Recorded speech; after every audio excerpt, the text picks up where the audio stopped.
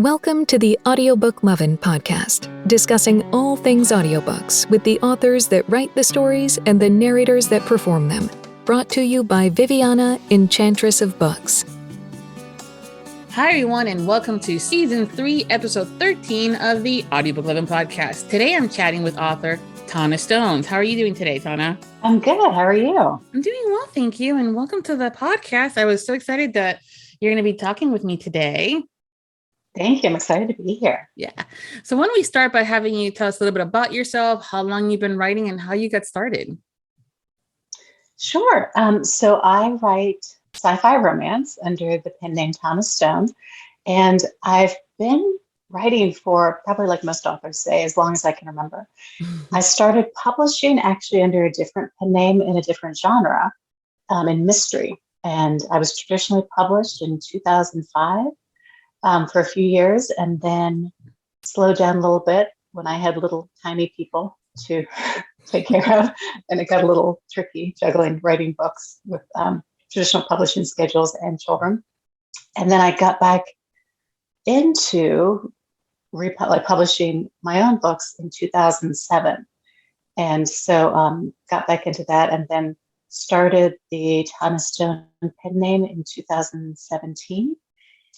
And then it had just been going hard with the sci-fi romance since then. Yeah, so I did not know that you were originally a writer of another genre and completely thing. Is that something that you're thinking of maybe going back to writing in the mystery under that name? Or you're just like, nah, I like my sci-fi aliens?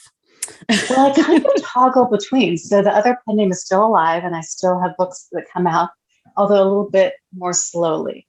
But I do like to do a little bit of everything. Mm-hmm. So I love a good murder, love killing someone. so that's a lot of fun. But then I do love sci-fi. And then I actually have a paranormal romance pen name as well that I started last year.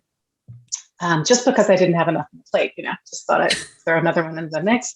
So I actually kind of moved between all three, although my main interest and really I spend most of the time in the sci-fi romance. Mm-hmm.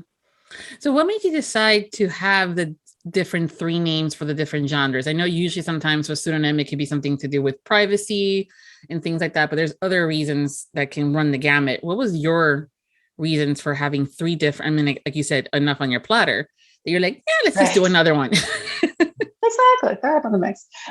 For the mystery and sci-fi romance, the reason I divided those so clearly is because there's a definite difference in heat level. And with the mystery, there is no heat and they're actually clean. So there's no cursing. And it's very different in the sci-fi romance. Sci-fi romance is steamy. And so there's not any crossover really between the two. The fans of the mysteries are not necessarily reading the fans of my steamy alien romance. So I wanted there to be that hard division. And the paranormal, actually, that was only because it is a bit different so it deals with its fallen angel demon, which is really fun. And I just kind of had to be in my bonnet about writing this fallen angel mafia trilogy. And I just really wanted to write it, but I didn't think it completely fit under the Tana Stone brand, which is, the alien romance. So I did a different pen name. But after it launched, I did tell my sci-fi romance readers, because there is some crossover there, because a lot of my sci-fi romance readers actually like paranormal romance and they're into hot demons. So that was kind of a crossover. So it's not a secret that I have a second pen name, which is Eve Archer. And so I write the paranormal romance under Eve Archer. And then the alien under Tana Stone. Wow. You're fun at assigning. Well, it's hard to keep track. Like, who am I signing? What is that? Well, you have to have a bunch of different autographs. They can't all look the same, right? That, but also like, I know that for someone that when we know the different names, I always stick with however the name that I was introduced with. So I with being, as long as I have been in this industry, with listening to working in it, I know some of the real names / all the pseudonyms / all the stuff. And when it comes, I'm like, who are you today? Because when it comes down to the event specifically. because I'm like, do not want to be that girl that completely like reveals that name out of, accidents. So that's why I stick with that name. It gets a little tricky. Mm-hmm. And especially, my newsletters are all with one service, and I have to kind of be careful not to send out the wrong name, so, which I've come very close to doing before. Because it is a little, it's like, because they're also different voices. Everything about them is, at least with the mystery and the romance, everything about it is different. But it's fun as well, because you kind of get to be a little bit of a different person. Yes. So. That's one of the things I'm like, I should have done a pseudonym when I started this thing. Because it kind of sounds like you guys get to be a little bit whatever you're currently not in real life for whatever the reason, whether it's a little bit sassier, sarcastic, sexier, more out there, however you want to define it. Definitely the pen names can be fun from you guys. Right. It always shows. And it's like embracing that part of yourself. Like, I never feel like it's something that's not genuine, because it is a part of you, but you just kind of get to magnify that part a little bit more with whatever pen name. Yeah. So it's one of those things that I always kind of find fascinating. And at the end of the day, regardless of the reason, I'm also the first one that says it doesn't matter what the reasons are. If that's what they want to use, that is how we have to respect.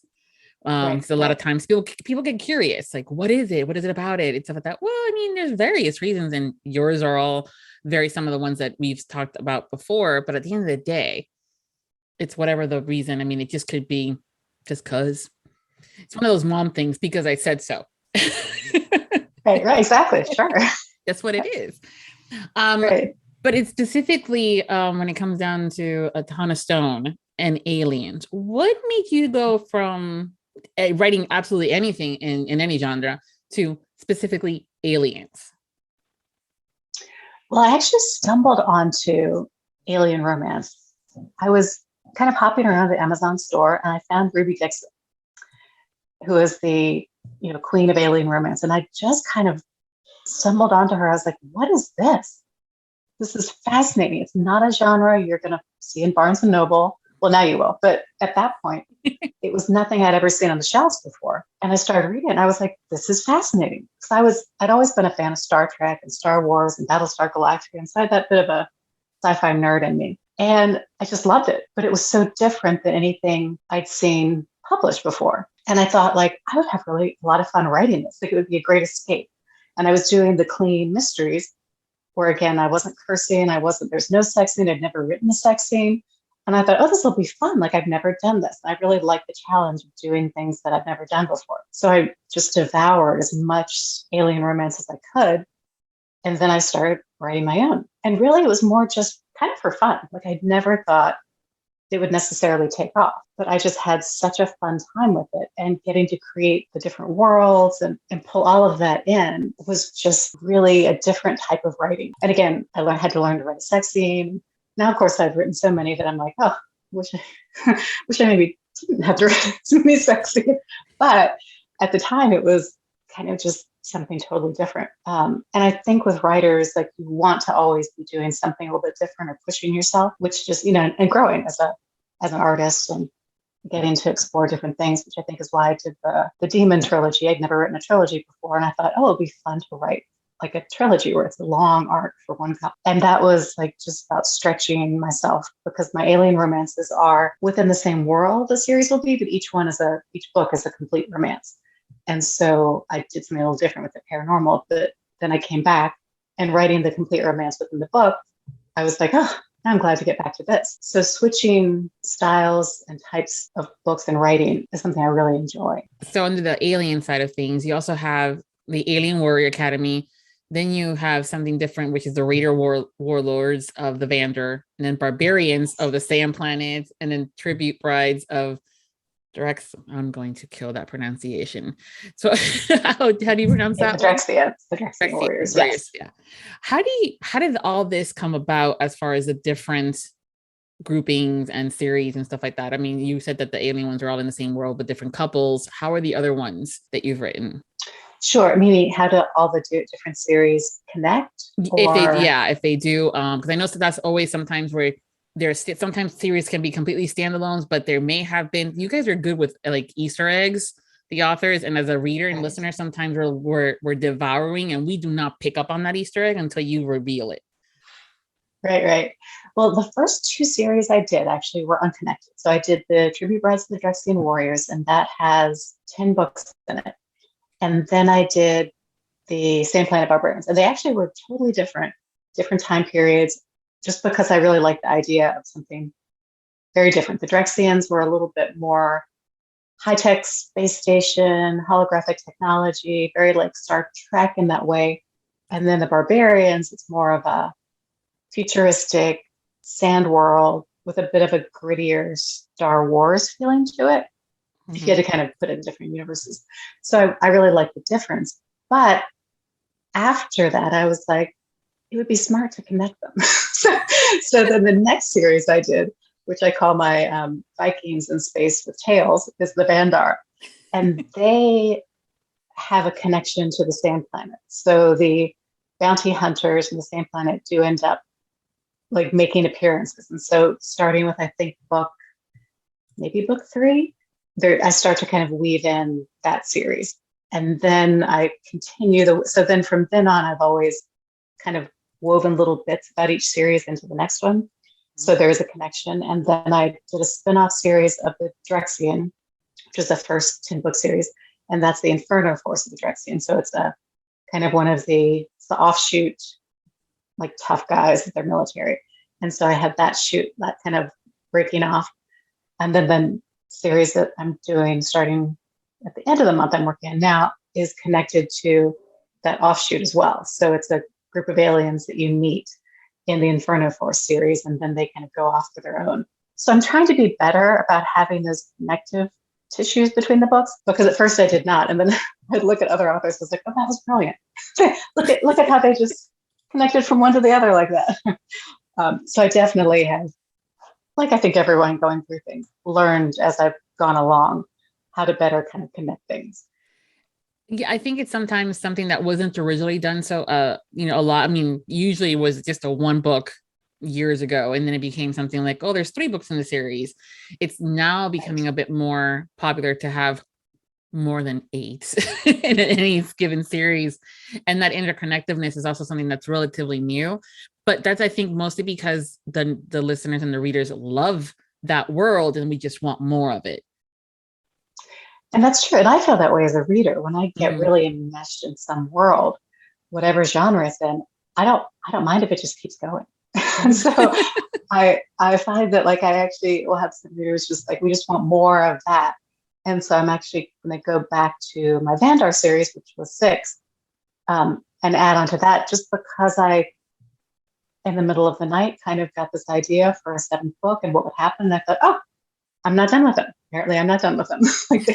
So I feel like it's possible to continually build into the stories, unless it's given some side of kind of hard ending.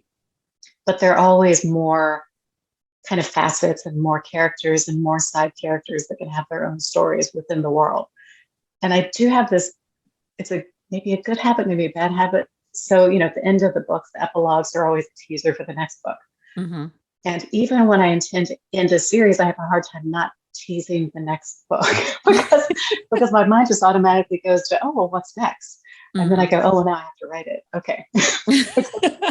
You have to write it. I was waiting for it. Yeah, you get that dun, dun, dun, and then you're going, fuck, I got to write it. Okay, got it. Yeah. Yeah, exactly. Many authors say that when it comes to their characters, they talk to the author. Do you find that happens with you as well? Or is your way of style of writing different? And how is it?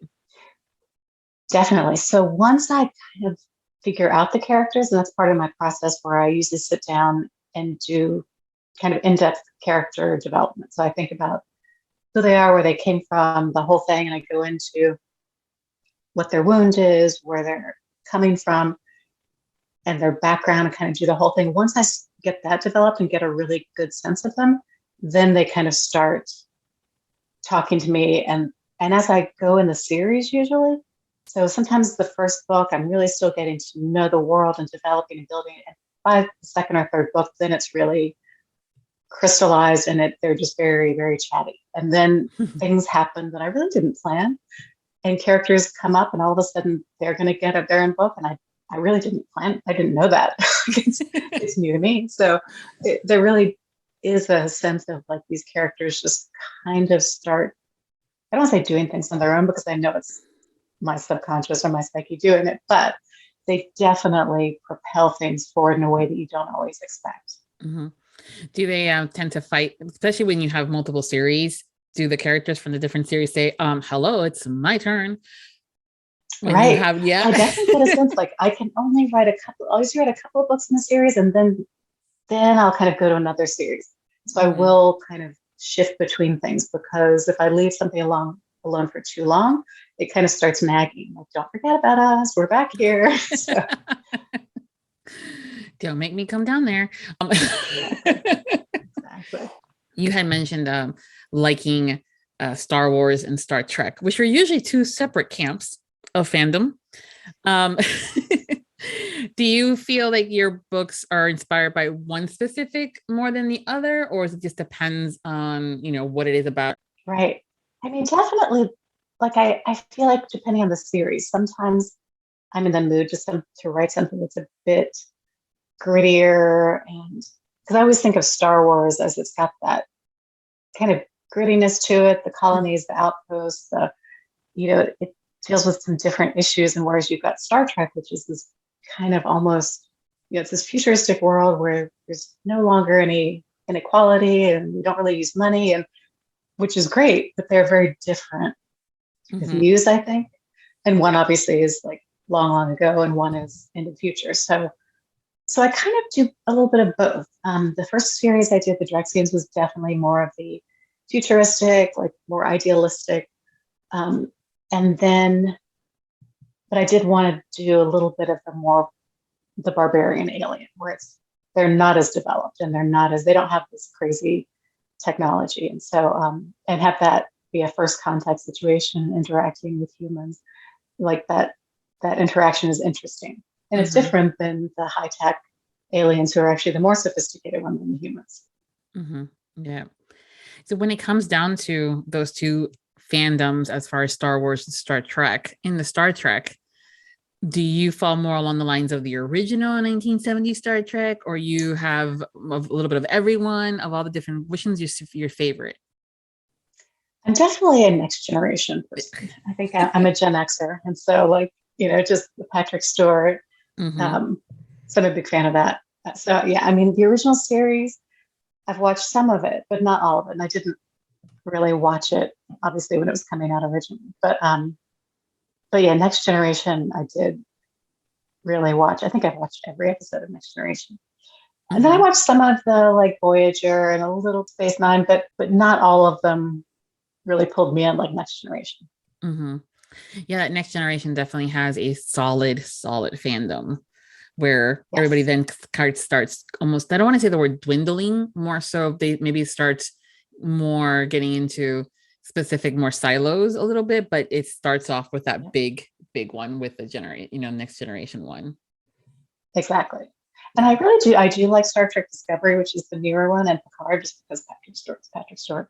But I do like Discovery and what they've done with that. I think that's been very clever. So that's been enjoyable to watch.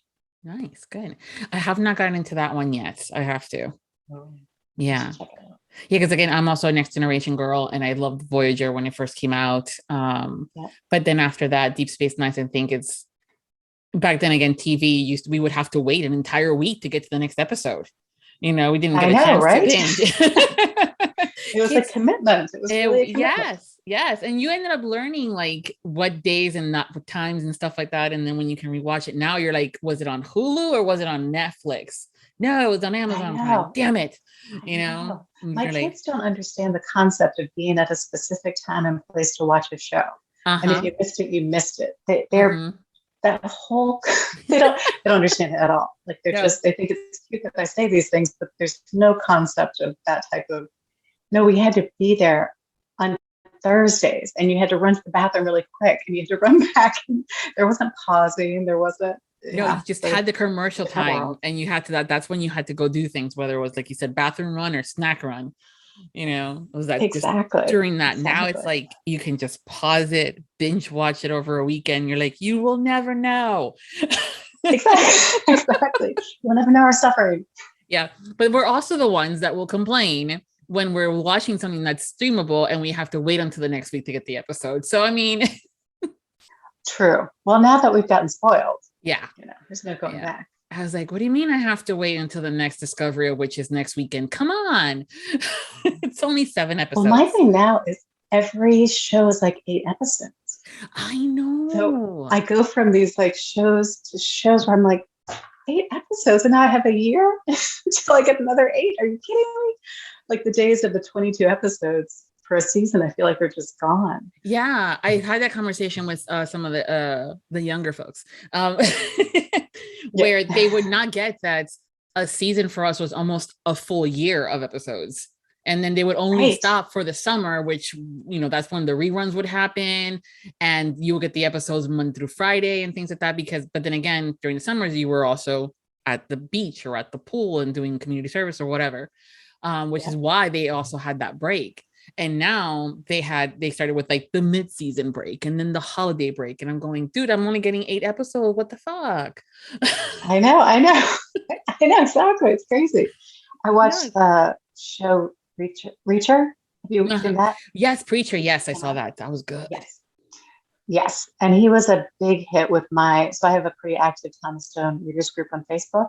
And at any point in time, it's when I enter that group, it's like walking into a Chippendale show. It's great.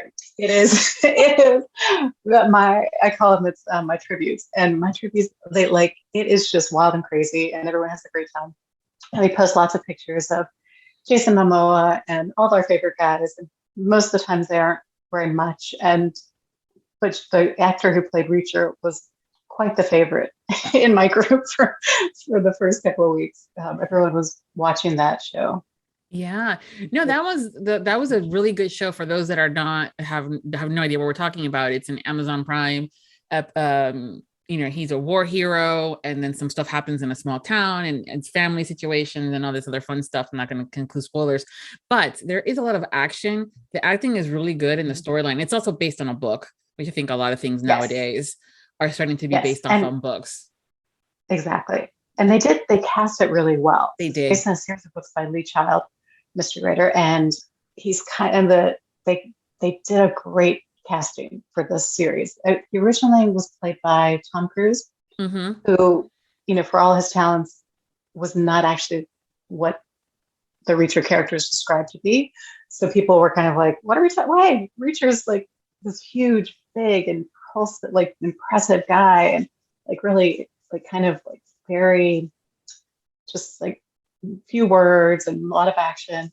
And so they really nailed it with the series. The actor they got for him was on target and very, very pretty to look at.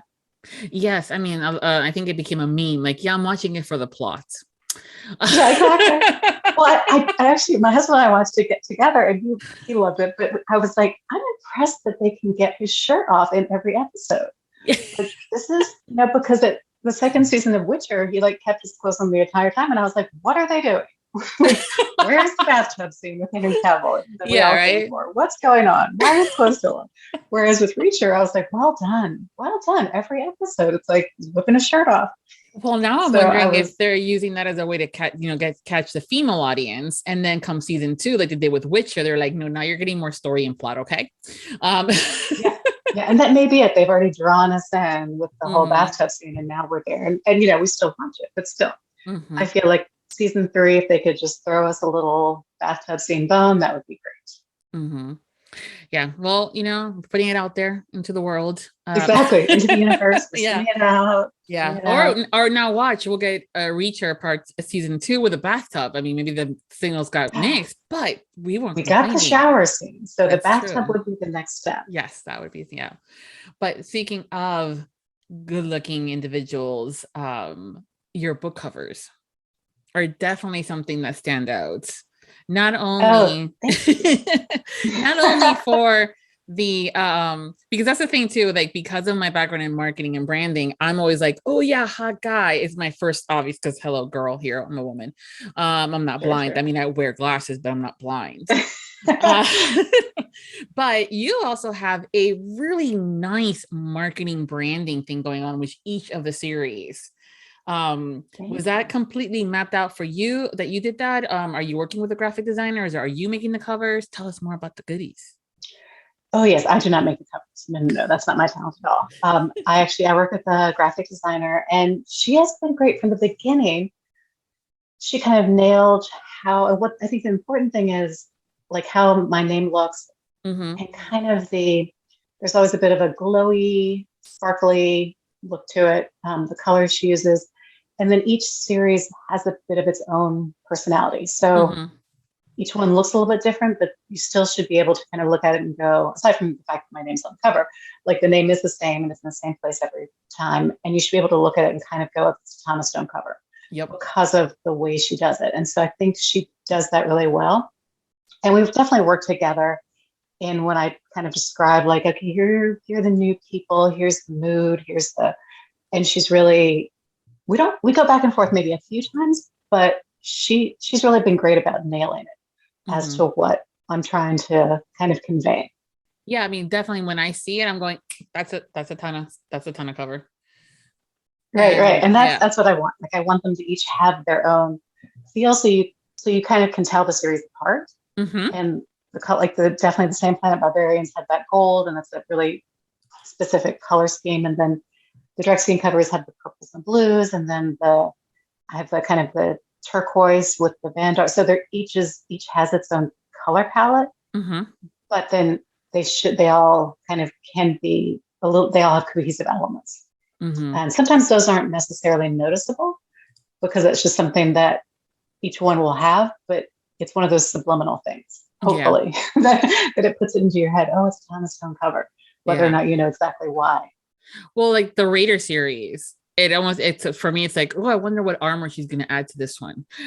Yeah, exactly. Because it's that was definitely, that was the case of like, here's how I want, and I definitely came to her and I was like, I want these guys facing forward, and I want them to have like some sort of armor, because they wear battle kilts, and it's like Vikings in space, and I wanted that to be like a different look than the other ones where the models had been slightly tilted and had a little bit of a different poses. Like I had a definite, like, these guys, I want them to look straight on. So, and the newest series, which is coming out starting end of this month, their faces are showing, whereas most of mine don't have faces. So this is like, it's actually focused more close up, like on their faces. And it's like a chest thing, but, and it's really like, it's more of like a little bit of a link to some of the dark romance that's out there now, in the sense that it's like the model and the cover is like looking directly at the camera, so it's direct engagement. So it's a little something different, but again, that kind of is a little difference between this series and the other series. So each one has something that's different about it, but then something that also ties it together.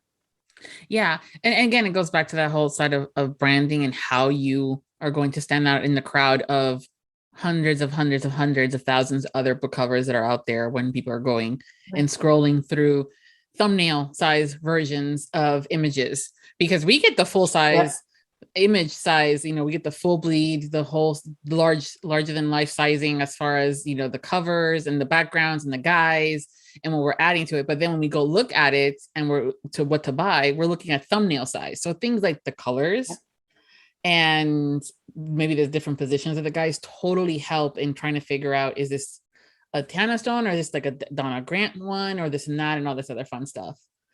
Right, exactly. No, it definitely helps. I'm curious as to what that new cover is going to look like.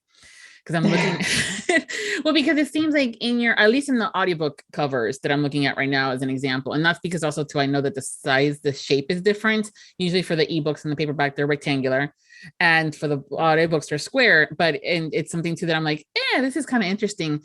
It almost goes off of like you started completely cutting the head off, and then you started showing some more chin and nose, and now a little bit more above the nose, and I'm like, she's like revealing.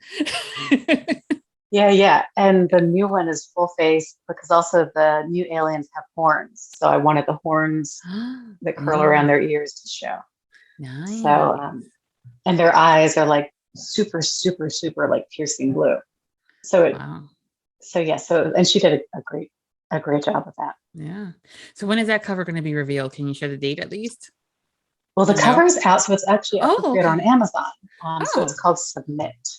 And I do like the one-word titles for the sci-fi romance, only because I feel like sometimes you can just get super evocative with one word.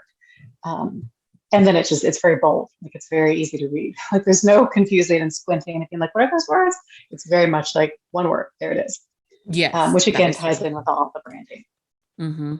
There you are, gorgeous. Although I do wonder if I'm going to run out of words at some point. Like, run out of really like evocative, sexy words. Yeah. Well, I mean, Wordle's out there right now, and this 5-letter words are still running. So I doubt it. Yep. Exactly. Yeah. And also the perk of having something like an alien in the subgenre of romance. So anything like that that's like sci-fi and paranormal, you can invent your own words. So true. And I do that all the time. Mm-hmm. And then I realized, because of course the narrators are asking me for pronunciations, and sometimes I don't know because I've never actually said them out loud. So there are times when I'm doing a voice of the pronunciations where I'm actually saying it out loud for the first time. I'm like, well, how do I say this? But I realize sometimes how many words I make up in a book when I will get a list of like, we need you to tell us how to pronounce these 25 things. I'm like, oh boy. Oh boy, I really, really made up a lot, didn't I? Mm-hmm. Yeah, that's definitely something that, again, a perk of having it be a completely made up language is that we don't know how the word is pronounced. Yep. And so when the narrator says it, we're going to go with what they said versus if there's a mistake or there's a specific kind of pronunciation based on the graphic of where it is, like Boston versus South Carolina and all that other fun stuff, because car is different in every state, city, and whatever. Exactly. So, it is funny though. Sometimes their narrators will pronounce things where I'm like, oh, I actually like that better. We'll go with that one. And because it's a made up word, it doesn't matter. Yeah. They just have to make sure that they keep it for the future book. So it keeps consistently. As long as it's consistent. Yeah. Because that is something too that as listeners, it's a pet peeve of ours. We're like, well, pick one, please. Which one is it? Yeah. And that's something is when I'm going through and listening, like sometimes I will catch like someone switched and pronounced it like two different ways. And so that is one thing I'll like go through and fix it. It's, kind of like in a way, like I don't mind necessarily which one it is. It's just like, has to be just one. That's all I ask. Yes, no, of course. And it's as it should be. I know sometimes it's gotten a lot better as the years have progressed, but at the very beginning, sometimes when you had two narrators to do a dual point of view for the audiobooks, the narrators did not connect. They were just given their parts. And so now there's a lot more cohesiveness with everything. So at least there's that. Yes. Yeah. What made you decide to have your books in audio? Well, I think from the beginning, it was just a sense that everything I write, I want to have as many ways to maximize as possible. So audio was kind of the next logical step. It's like once you have it in ebook, once you have it in paperback, going into audio just seemed like a logical step, because it's kind of like I was, as an author coming from being traditionally published, I was really just doing all the steps that I did when I was traditionally published.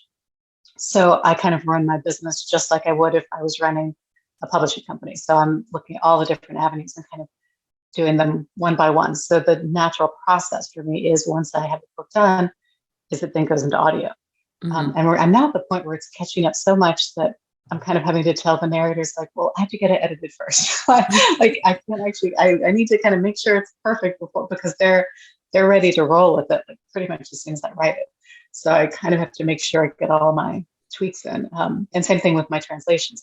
I have my books in German and French, and then now working in Italian. But at some point they're kind of caught up so much that they're literally just waiting for me to finish writing a book before they translate it. So, which is great to be kind of that caught up. But for me, audio is just a natural extension of writing the book. And it also is a different audience. So people who are reading my book in ebook aren't necessarily the same ones. There's some crossover, but aren't necessarily the people who are listening to it. So I feel like if you want to hit hit the market and really hit as many people as possible, you need to have it in as many versions as possible. Do you listen to audiobooks in general? I do. I listened to way more before the pandemic. Like I think everyone's. But I, when I was driving around a lot, I listened to more. But I do listen to audiobooks, and it's interesting because I think it helps to be an audiobook listener when you're producing audiobooks or when you're thinking about who's going to narrate the book or what you're, the different things when you understand how people consume audiobooks and when I understand what I like. And as soon as I kind of started listening to audiobooks that were duet narration or multiple narrators, that was when I was like, oh, I'm going to do that for my books. Like, I really like this. So definitely I've taken what I enjoy in audiobooks and tried to implement it as much in the books that I get turned into audio. Were you involved in the casting of your books, or would that on that on their own from the production? Okay, so yeah, I definitely picked all my and I've only recently started working at the production company, but I picked all my narrators. My first series was actually single narrator, and that was before I actually knew that much about multiple narrators. It was back in, so it was 2017. So and she did actually a great job with the voices, doing all the different voices. And so I think she did a really, really good job. But there's just nothing like having the growly guy actually doing the growly alien guy. And especially for the romance, like, and for my readers and listeners who love those like deep growly voices. And so you've had one of my narrators that my readers love a lot on the podcast, Marcio Catalano. Yep. And boy, did my readers love him. they just like, because he has that kind of a growly voice, and he can make the aliens like sound really fierce. And they just like go weak at the knees for that, which is great. That's what I want. So he really brings that to life. And I think it's almost impossible for a single narrator to be able to do a convincing, really alpha guy like that. Yeah, there's very few female narrators out there that have that capacity from a stretching perspective, because that's also hard on the vocal cords. I mean, absolutely. at the end of the day, we can only sound so deep. It's just based on our range, and we can only do so many tricks to make it sound deeper than it is. And so that's where dual narration and even duet now is like, yay, because the guys don't have to worry about sounding like a girl. And in some cases they make them sound like valley girls. And I'm like, dude, we do not sound like that. Not all of us. Thank you. Right. Right. And it does. And that way you can focus on the talents of each narrator. Yeah. Because I do like the female, like they're doing multiple voices usually. So I like to kind of save their range from making those female voices and the multiple ones they have to do like individual and interesting. And the same thing for the male narrators. Like, it's not like they're doing just the growly guy. There are other characters that they need to do. And so I'd rather them not have to stretch to, all of those different voices. And it does give the listener, I feel like, a bit of a break to get a different sound, because it is a different sound, male voices and female voices, just in different listening. And so I feel like it is more, like, it's easier to listen to when it's being done like a play, like when you always hear the male voices narrated by a man and the female voices narrated by, like, it's like listening to a performance instead of a book necessarily being read, is what I kind of view it as. Well, I think dual narration has been one of the fairly new that people are starting now, like, oh yeah, we love, like, it's almost like the now new norm is the dual narration. Yes, with duets and now kind of being that new guy on this, new one on the street kind of a thing, and people are still trying to figure out if we like it or not. I love it because you can get that different cadence and stuff like that, and kind of get a little bit more focused on the different characters and how they sound. And like you said, it's almost like a play, which I love. But I know sometimes some people are like, it's just too many voices. It's just too many. Right. Yeah, I love the duet, and I started doing that with my Same Planet Barbarian series. And the narrators, it's actually a husband-wife team that were doing it.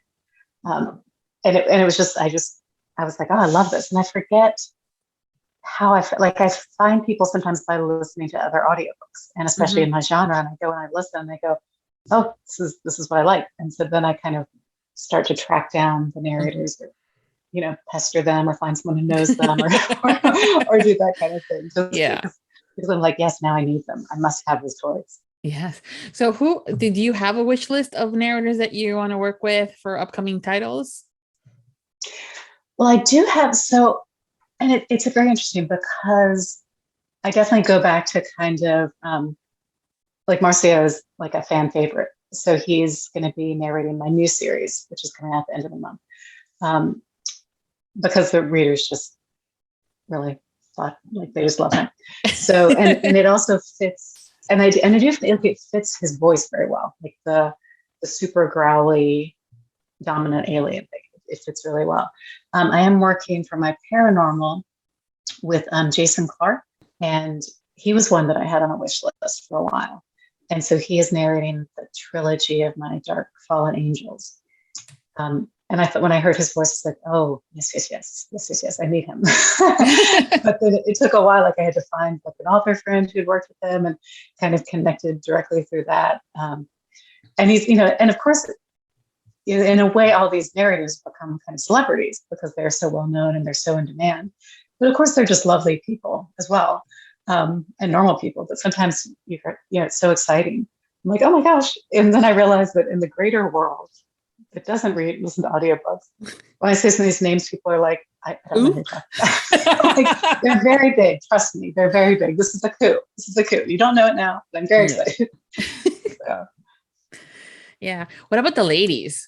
Yes, the lady, I haven't gone for any, I haven't had any big names yet, but the women who've done the narration for me have been great. I've worked with Sierra Grace and Addison Barnes.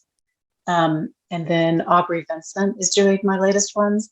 And she's been really good. The actress who actually did my first audiobooks is Jodie Bentley, and she did a wonderful job with the different voices. And she actually is an actress and then does voice for like audiobook narration, as opposed to some of the audiobook narrators are narrators full time.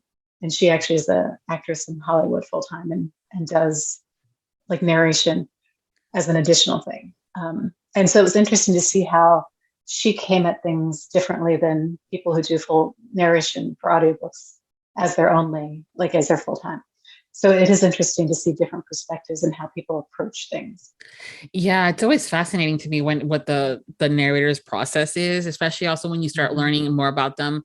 And you realize that, like, for example, Jason Clark is, background is theater. So he's going to approach someone somewhat differently than someone that has no theater experience, but has been doing audiobooks for the longest time. Right. Yeah. It really is interesting. And people come to it from such different places, but it's always very interesting and how they approach the characters and what they want to know from an author. So some people want to know a lot and some people just kind of are like, no, I'm going to run with it. But I've kind of learned to try to give more information. Like, here's what I feel about the character, the mood, the different things. Because I feel like I'd rather tell people more up front than get a sample back and be like, ooh, that's not it at all. Yeah. You really don't want to cause more work for anyone. You want to kind of give them as much to go on. So that way that you don't spend a lot of time in editing. Well, yeah, I think also too, it kind of helps that, how they're going to make it sound. Like, that's one of the things I always ask the narrators is like, how do you go about selecting how the characters are going to sound?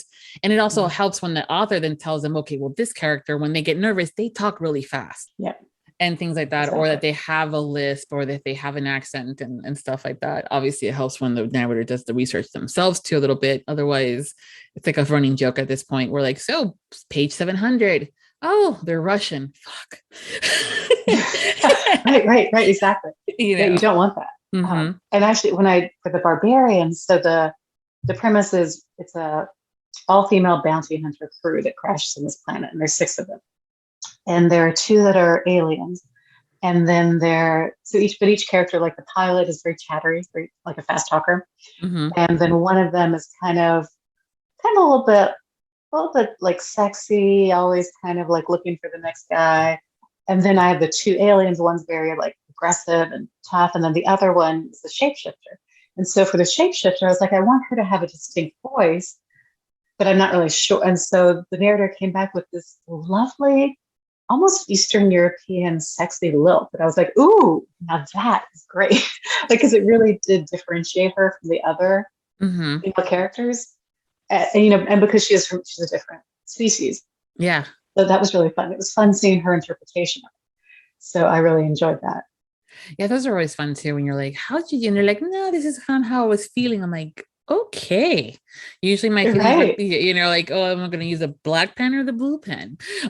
Yeah, but yeah. it's their artistic process is just phenomenal. I love it, and it's just I could listen to them forever when they're talking about how they go about selecting the voices and things like that, and also from you guys how these characters come about, because you guys are very creative and you're going, why two penises, or why aliens, or why?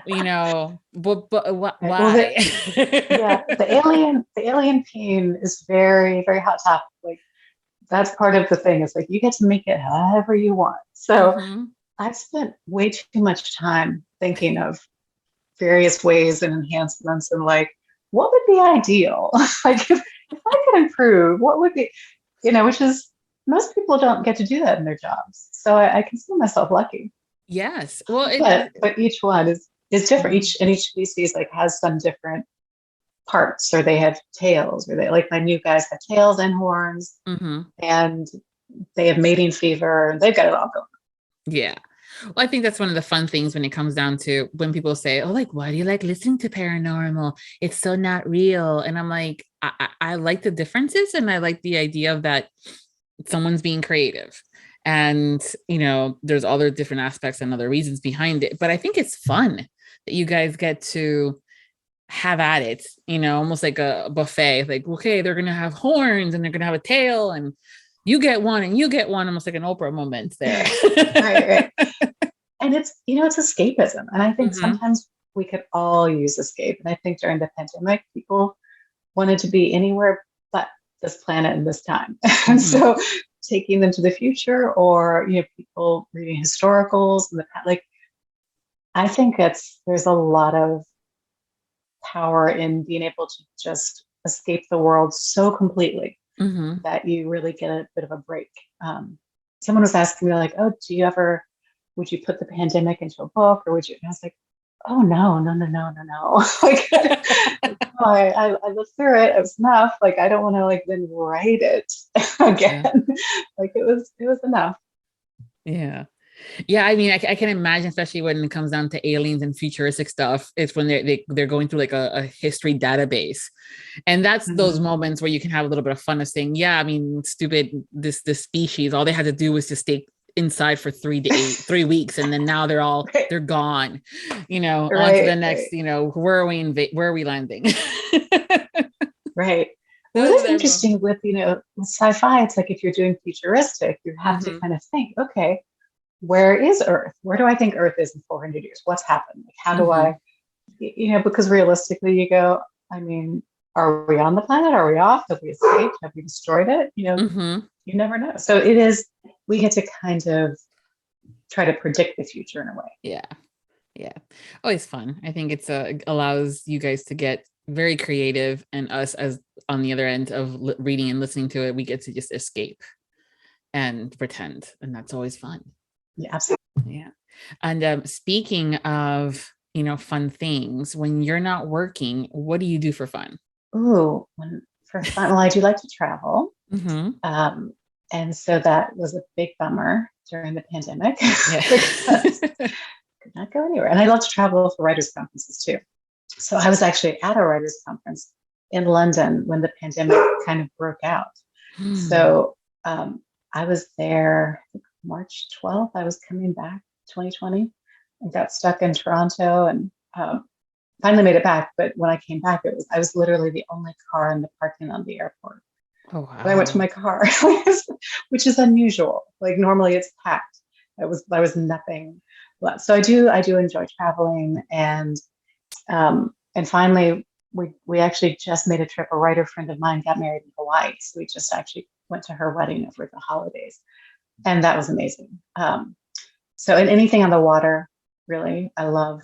I also love like reading for fun, but it's not actually work. And I do a lot of reading, but I consider it like it's part of, as a writer, I think you have to read. I do listen to audiobooks. I like listening to podcasts. I do like trying to perfect the perfect brownie. It's one of my goals in life. So exactly. You have to have dreams, right? You have to keep practicing. No. So what is your definition of a perfect brownie? Ooh, I'm definitely on the fudgy side. Okay. I like a cakey brownie, but I like them pretty fudgy. But I'm also I don't like nuts in my brownies. I'm a bit of a purist. Me too. I don't like nuts either. Yeah. Now my husband loves nuts. So we'll have like a half and half, like down the middle.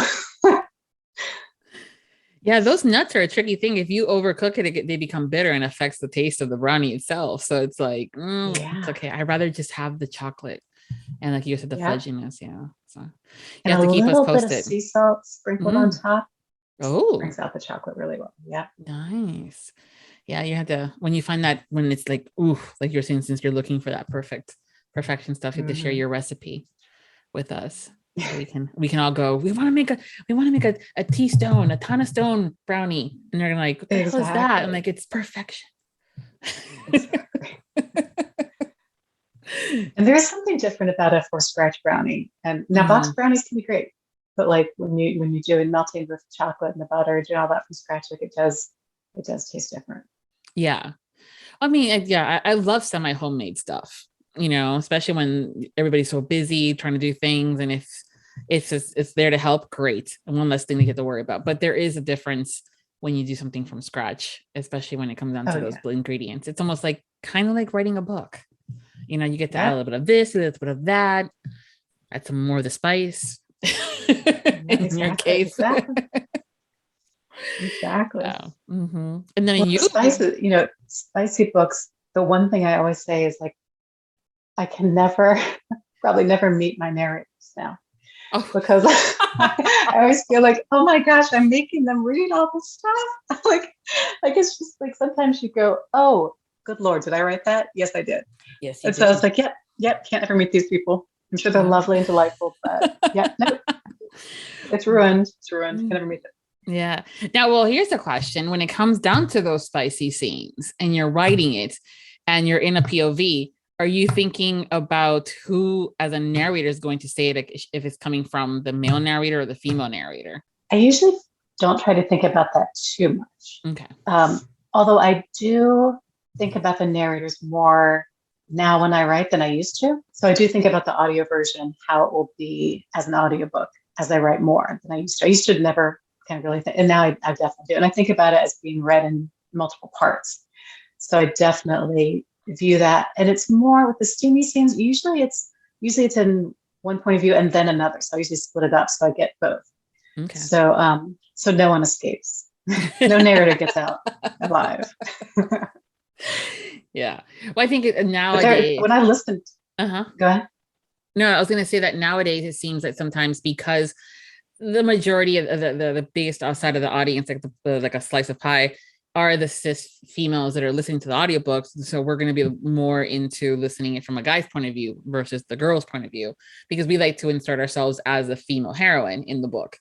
And I think that sometimes now authors are kind of getting more notice of that, and they're trying to give us, the listeners, that more. But at the same time, I'm going, I don't want it to be forced either. If it's in the story and it comes from during her point of view, go ahead and make it on that end.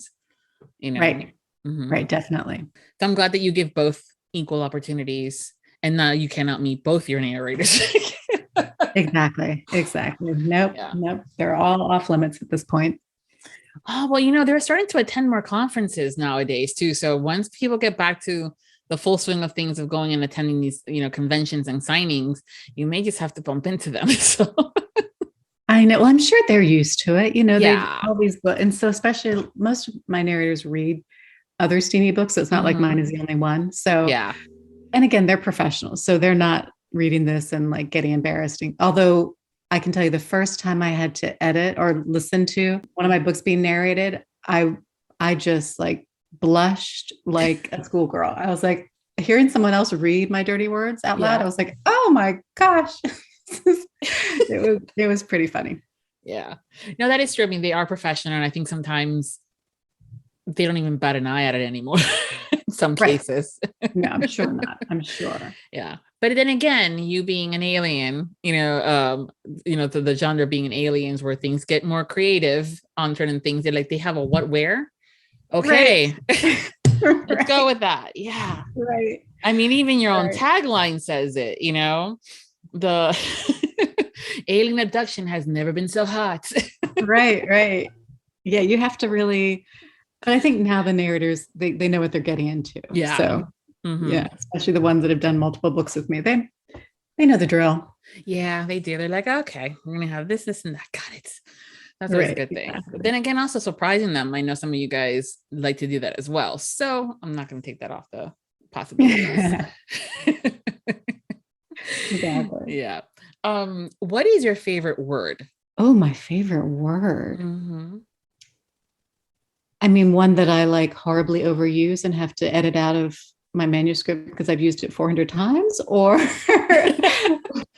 like just, or really, when I go, how did I possibly use that so many times? Or favorite word. That's a tricky one. Yeah. And people sometimes, and then the second part of that question is, what's your favorite curse word? Just in case sometimes it's one of the same, but yeah, no, do you have a favorite word? I don't know. I have this little thing where I say the word interesting. That's my word. That's my word when something, like someone will say something and I don't want to be too judgy. I'll kind of go, interesting. And I realize that's like a verbal tick where it's like covering up all manners of what I'm actually not saying. Yeah. Yeah. Those verbal ticks, can be a bit more telling than others, but yeah, interesting. See, exactly, right? It's such a word with many uses. Yes, for that a is very true. Specific definition, it has a lot of uses. Yes, and all in the intonation, like how you say it, go interesting versus that's interesting. Exactly. Yeah. You're going to find yourself using it much more now. Yes, that's going to be my next verbal tick for the next couple of days. Right. Yeah. I was going to like send you a tweet like, really? It's been interesting, Tana. It's a new curse. Yeah, exactly. But speaking of curse words, what is your favorite curse word? I mean, I feel like it's hard to argue with the diversity and the flexibility of fuck, because that is just, it can be used in so many ways. Now in my mystery series, I actually have characters that do not curse, and they always have to use creative curses. So that has actually been very entertaining to find different. So like I did a Christmas, book in the series, the son of a nutcracker and jingle bells and all these things that they said instead of pepper, cinnamon sticks. Yeah. And like cheese and crackers, like that's, and so I do pick up alternate curses from people that I think are really funny. So alternate curses kind of amuse me because people go to great lengths not to say words. So when my kids were young, one time I went to pick them up from school, and my daughter came out and she said that my son got in trouble during pickup because he said the F word. And I was like, because he was in kindergarten. I was like, when did he hear this? How did he possibly? I was like, when did I say it in front of him? Like, of course. Yeah. And then I turned to her, I said, what F word? She goes, fart.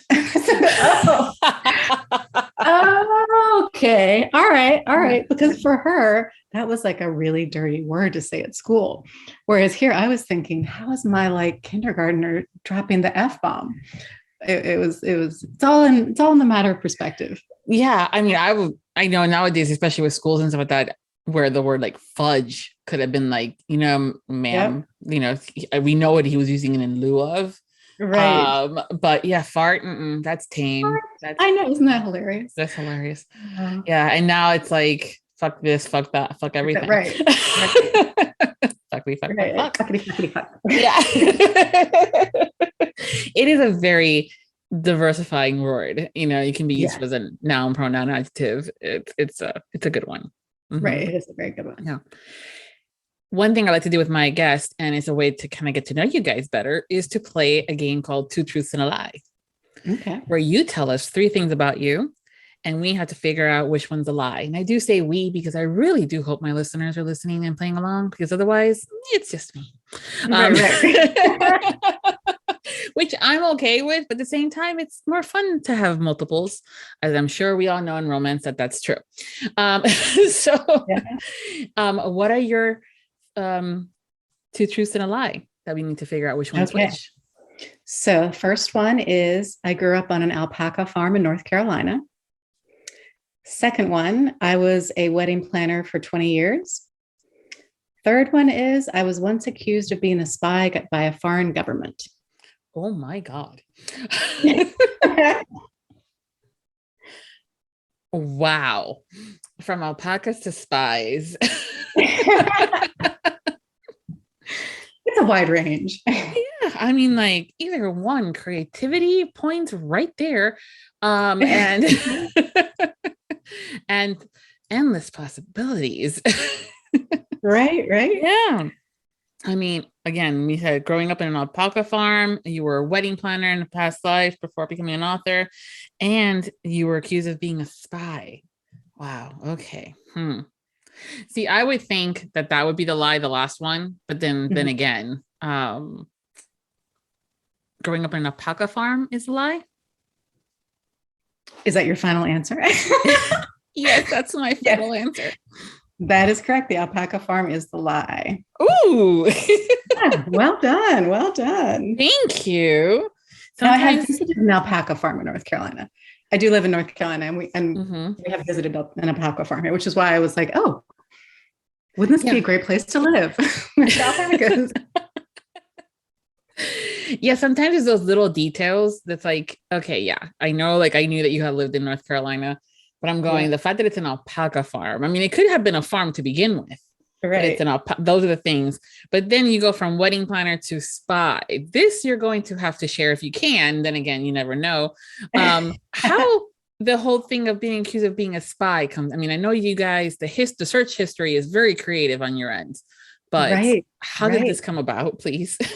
Yeah, no, I was actually traveling. I used to travel, and like I like to travel a lot. And so I used to travel to the Middle East, and I have friends that live in various countries. And so one time I was basically accused, I was not let in Syria because they were convinced that I was a spy for the Israeli government.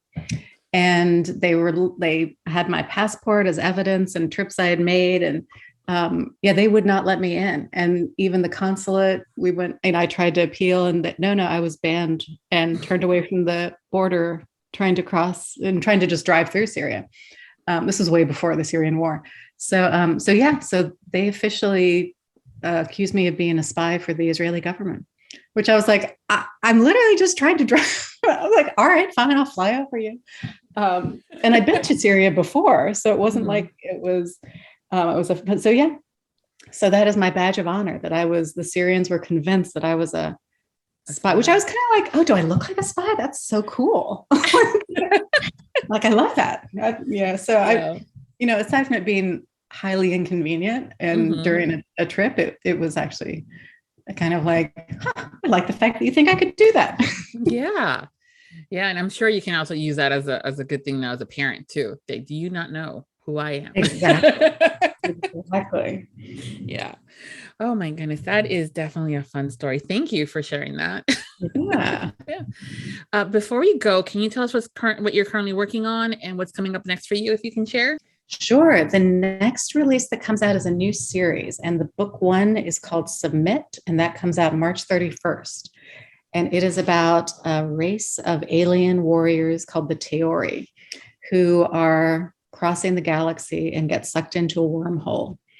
And they are huge, and they're covered in, they use tattoos to kind of trace the story of their journey. So they're fully inked and have tails and horns and are very, very muscular. So very, very good looking. They've been really fun to write. And they also are afflicted by mating fever. So when we first see them, they have crashed onto a planet, and there's only one way to kind of cure this mating fever. So you can imagine where it goes from there. Yeah, I think I can. And is the audio coming in out at the same time or close to it? Do we know? It's going to be coming out about 2 months after. Try to get it pretty close, but so it'll come out in May. So it releases March 31st. So it'll come out about 6 weeks after. Okay. Yeah. A lot of us tend to read the books when we're curious or want or love the author and stuff like that. And then we're like, oh, we'll get the bonus as the audio later. I know. Well, I'm really trying for that simultaneous release one day. That is like one of my goals, but it's so, I have to have the book ready so much earlier. Yeah. So it is tricky, like lining up the narrators with their availability with when I finish the books. Mm-hmm.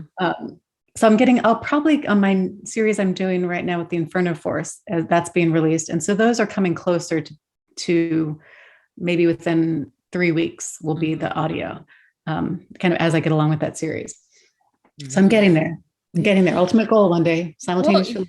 Well, I would say that that's a great goal to have, but at the end of the day too, there's other factors. And so I'm at this point, I'm going, we get the audio when we get the audio, because you guys can plan everything down to a T and have everything done. But then something over there in ACX happens, and then we don't get the audio released until a few weeks later or a couple of days afterwards or beforehand. You never know. So, I mean, that's it, because you can try for a simultaneous release. Mm-hmm. And I know an author who did, and ACX just held it like a month. So, best laid plans of mice and men. Yep. As it always is. So we have that coming out. Anything else that you can share? Well, I do have the Jason Clark narrated and duet narration trilogy in the Eve Archer pen name. And it's The Dark Fallen Angels, Mark of the Fallen, Curse of the Fallen, and Wrath of the Fallen. And those will be coming out, I believe I'll get them all out by beginning of April.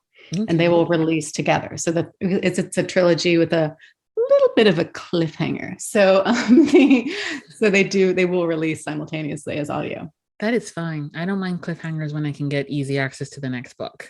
Right. And again, right. I mean, you want the next book there. So it will be like literally all there. Mm-hmm. And I got to hear a sample of the voice he's doing. And I was like, oh, literally that was just like, whoo, like I got chills when I heard it. Because we talked about how he was doing the voice. And I said, well, I think, what you can achieve is probably through the timbre of the voice. And so he was like, that's what I usually do. And he sent me a sample and I was like, oh, you nailed it. That was very exactly kind of this dark angel who's been alive, for millennia and is like also a mafia boss. It was just, he did it really well. So I'm excited to hear the whole thing. Okay. I have to look after my gems. You're going to have to stop over Jason's official fan group over there at Jason's Gems and let them know. Oh yes. I certainly will. Yeah. Cause they're going to die. I mean, I'm excited too. Just and it was just literally like a minute. And I was like, and I know what happens. And I was like, oh, tell me more. And I literally wrote the book. I know what happens, but I was like, I just wanted to hear him, like the way he was narrating. It was just so yummy. Mm-hmm. I like the Fallen Angels concept and the series and stuff like that. So add anything else to it, I'm going, bonus. But now you're adding Jason Clark and I'm going, hello.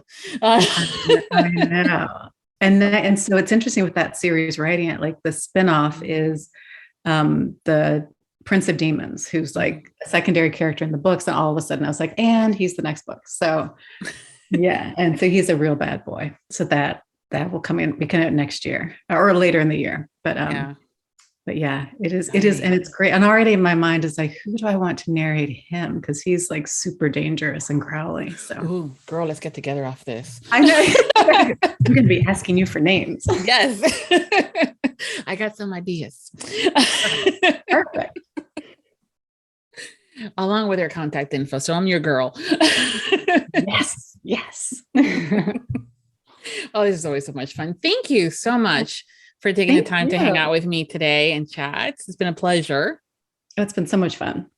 If you're not following Tana over at social media and basically wherever she's at, I'm going to be including all her links in the post over at Viviana's Enchantress of Books, so you can not have to go hunting for them. And now you have no excuse, because, obviously we want to know what's coming next, to see the gorgeous covers, whose storyline is next, but also the two, I'm not going to lie, who are the narrators? Exactly. And if you want to hang out with some wild women and Tana Stone's tributes and Facebook, yes. It is a big old party in there. It is. Yes, definitely. For a good time. For a good time. Come over. Come on over. Yeah, I will include all those links again, so you guys don't have to worry about that, because I know sometimes with Facebook and search engines, they're always like, where, who, what? No, that's not what I was looking for. So you don't have to worry about it. We'll include everything for you on there. So thank you again for hanging out. Thank you. And until next time, happy listening. Thank you to all of our Audiobook Lovin Podcast Patreon. Special thanks to Nixley Zenner, Carol Liebner, Line Black Peterson, Brittany Robinette Leiter, Dawn Darch, Michelle Bastard, Nancy Billows. The Audiobook Lovin Podcast has special Patreon access levels. Join today to receive benefits including early access to episodes, shout-outs, special exclusive content, and much more. Support the podcast by becoming a Patreon at www.patreon.com/audiobookloving. We thank you for your support. Thank you for joining us on the Audiobook Lovin Podcast, hosted by Viviana, Enchantress of Books. For links and more information discussed in today's episode, previous podcasts, or the Audiobook Lovin Series, please visit our website, vivianaenchantressofbooks.com. If you enjoyed today's episode, please leave a positive review wherever you listen to our podcast. Until next time, happy listening.